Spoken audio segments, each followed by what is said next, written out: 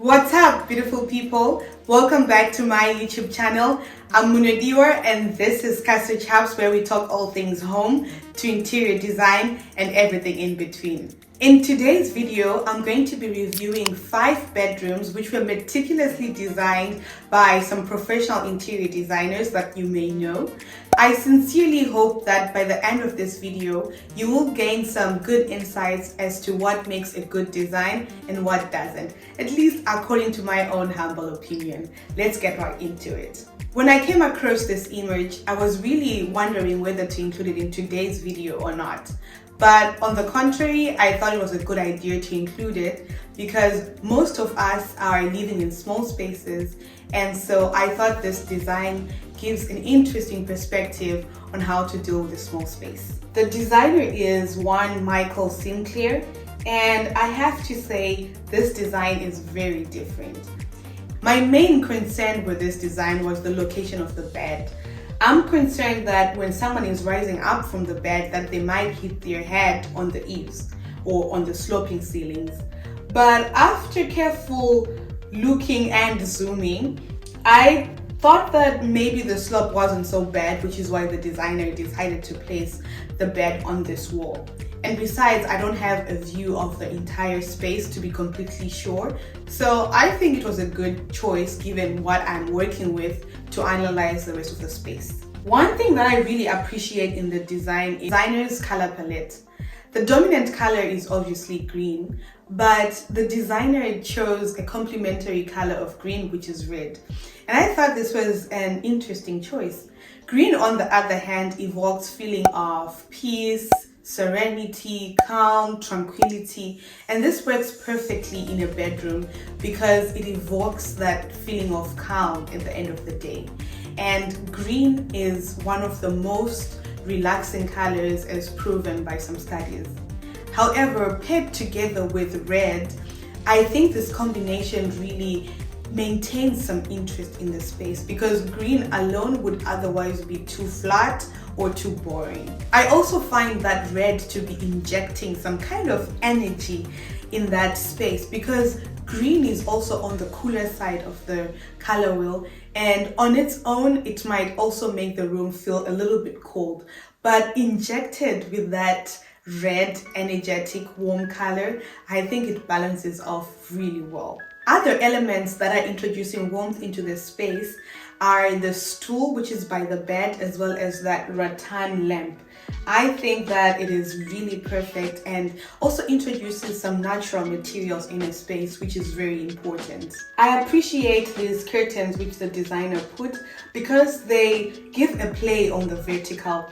As we can see, the room is not really gifted with flat ceilings, which one can really see where the vertical is, but it has some sloping roofs. But the addition of these curtains really adds some vertical lines which the room much really needs, and it almost makes you feel as if you don't notice the sloping ceilings on the other side. I always mention that good design is not only beautiful, but it is also functional, and you can see how the designer did that by adding that black lamp which is on the side of the bed.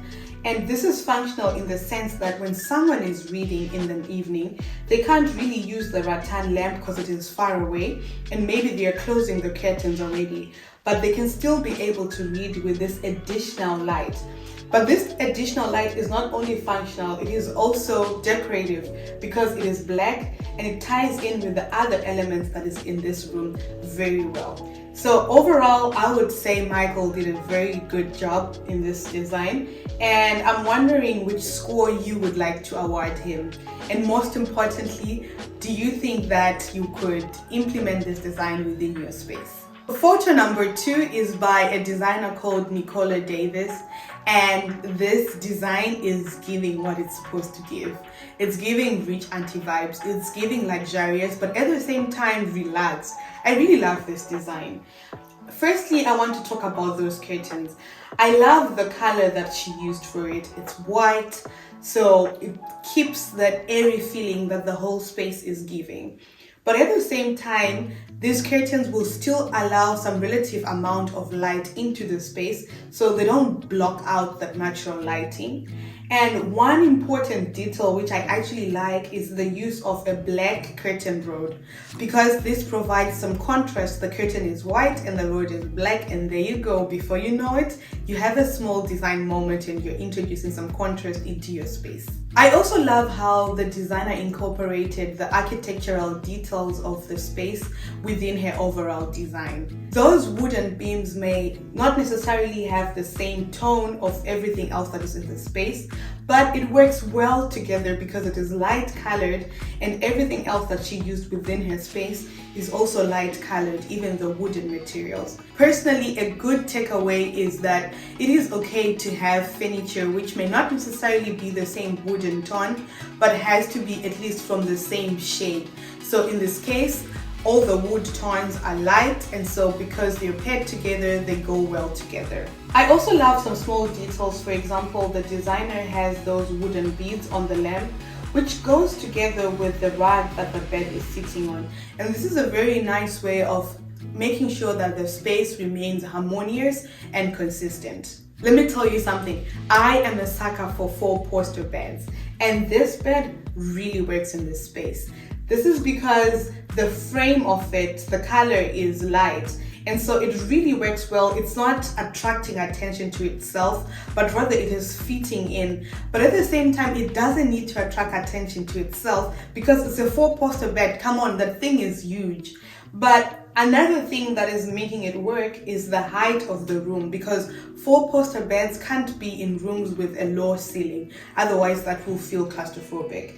So overall, I think this designer did a great job. I see a lot of textures on the bed, use of curtains, subtle curtains that fit into the whole scheme, and I think she executed this design to the dot. Again, I am interested in knowing, firstly, what score you would award to her, and then if you would incorporate some of the things that I spoke about in your space. This design was designed by Alexander James, and I have to say it is quite breathtaking. The showstopper in this bedroom is obviously the wallpaper.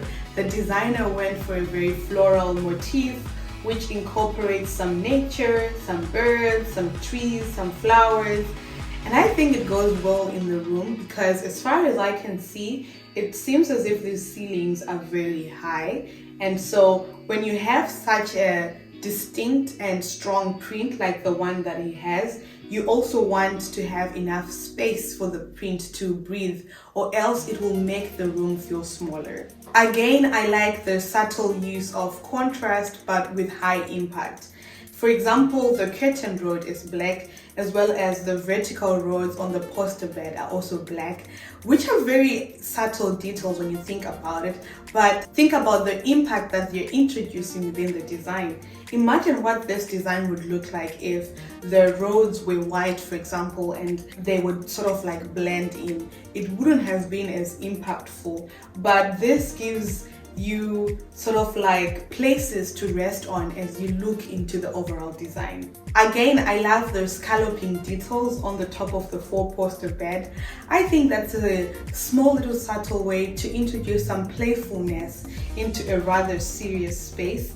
And I also love how that curvy details goes well with nature, and that is the choice of the wallpaper. So those things sort of like complement and work together in an interesting way. One important element which this designer did not forget was incorporating extra seating in a bedroom. You don't always want to sit on your bed, and he put this sofa which looks very much comfortable, and I also love that it has a traditional vibe to it, so it ties in well with the space. Imagine if that sofa was a bit more low profile with hard and straight edges, which would look more contemporary. It wouldn't really fit with the space, but in this case he made the right choice. I would dare to say that the accent color in this space is red, and you can see it from firstly the cushion on the couch, secondly the lamp, And thirdly, most of the flowers within the space are red. And this introduces a nice accent color without being overbearing, because red is not usually a color that you want to put in your bedroom, as it energizes rather than relaxes. But in this way, it really works well and I love it. Alexander also introduced some warmth into the space by that wooden cabinet, which is on the side, as well as the bedside tables, which are also a wooden color and appear to be the same wood shade. I also like the use of the teal color, which is on the bay window as well as on the couch. It is a very relaxing color and it is used in very small amounts that you might not even notice it. And since it is a cool color, I like that he used it in small quantities, so much so that it's not introducing too much coolness into the space, since it is very subtle. I am curious to know how much you liked Alexander's design. On a scale 1 to 10, what score are you guys going to give him? Let me know in the comment section below. And most importantly, would you incorporate some design elements that he did within your space? The next design is by a designer called Followill, and it is very different from what I've seen around, but nonetheless beautiful. It's giving some rustic vibes, especially with the architectural details of the ceiling, but also with that antique frame that she used on the wall. I like this designer because she incorporated some asymmetrical symmetry, at least from the point of view of the picture. As you can see, she has a very beautiful vase in black, and in this vase she has a branch which is green, but on the bottom she has this couch which is blue, and these two colors are complementary, and because they also have different visual weights, you can really see the nice play of asymmetrical symmetry there, which I quite find interesting and beautiful. This design is really intriguing because she's using many interior design styles here. I would say 80% of the design is probably rustic. Why do I say that? Because of the ceiling, because of the use of antique frame, that big antique frame on the wall, because of the wooden table which the vase is sitting on, because of the floor. I would say these beige colors are giving me a lot of rustic, but at the same time the shape and style of the sofa is not rustic. Firstly, it is blue, and also the style is low profile, which kind of reminds me of contemporary. So I would say she incorporated a lot of interesting things in the space, but somehow it works. This is what we call good design. It might not look good when you think of it, but when you place it together in a thoughtful manner, it works together. I also like the choice of the lamp that she used. It's not stealing away attention from the rustic detail on the ceiling, but at the same time it has its own presence in a subtle way. And I think this is really good, that if you have some architectural details that you have in your space, whilst you want to draw attention to them, you also don't want to draw attention away from them by introducing too many elements that might be too overpowering, or that might become all of a sudden the centerpiece of attention. Another detail that I just noticed is that on the floor she actually has a rug there, but because it is a light colored rug, it is really blending in well to the rest of the space and is not really stealing attention away as well from that beautiful frame as well as from the ceiling. It fits in well, it blends in well, it's subtle, but at the same time it's providing texture and also the comfort to the feet as you walk in your bedroom. This is a very luxurious feeling that you want to feel when you're in there.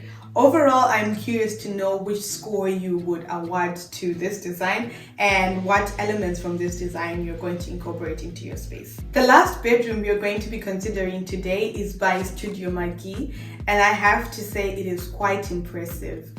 On the first glance, you could easily not tell that it is a child's bedroom, and I think this is what makes it a great design. You don't want children's bedroom to scream children's bedroom. You don't want them to look immature and childish, but rather you want the space to be young and fresh, but also timeless, because you don't want the child to be switching up the design every 5 to 10 years as they are growing up from adolescent to teenagehood. I love how she uses shapes and forms to introduce some playfulness into the space. And the most obvious way she did that was by those really tall lamps, which have that beautiful scallop shape. And they're also rattan, so they're introducing so much needed warmth into the space. And if you take a look on the bed, there are a lot of textures that have some frills and some scallops to them. And so this way you can tell, it is actually a child's space. The use of colors is timeless, so all the parent has to do when the child doesn't like something is just to switch out some bedding or some small elements, but rather the base of the design remains the same.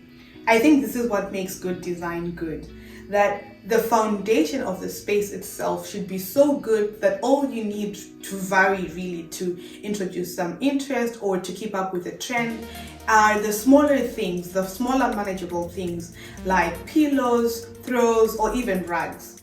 And speaking of rugs, the one that she used here is so beautiful and has some bluish beige colors which are also reflected within the overall space. The main throw on the bed is blue, and this really ties in with the rug well. We can also see how she used symmetrical balance, because if you divide the room into two, it almost reflects itself into perfect mirrors of each other. But at the same time, it's not entirely symmetrical because the nightstands have some unique and different features from the other. On the other hand, we have a small little bouquet of flowers, maybe it's even artificial, but on the other hand we have a framed picture together with that little apple, maybe it's a timer or an alarm clock. This is really beautiful. If we look on the top of the bed, she placed a smallish art there, and this is a good consideration of scale because she didn't choose a picture which is too big, nor is it too tiny. But as we can see, this picture really works well in this position. It's not stealing the light away from the bed, but it is also adding to the space because that space above the bed would otherwise have been empty, and so this was a nice consideration on her part. There's also a use of contrast because the bed frame is black and everything else in the space is almost neutral, and I really like this detail. So as we can see from all these spaces, the designers really tried to use contrast either by using details or by using a color scheme with complementary colors. And there was generally a use of warmth in spaces by addition of natural materials, which is something that you might perhaps want to consider for your own space, that you can introduce that warmth by using some natural materials like rattan and wood. And even these buckles on the last picture from Studio McGhee also introduce some warmth into the space. Overall, I am curious to know which one is your favorite and which tips you'll be taking home today. Thank you so much for watching. Catch you in the next.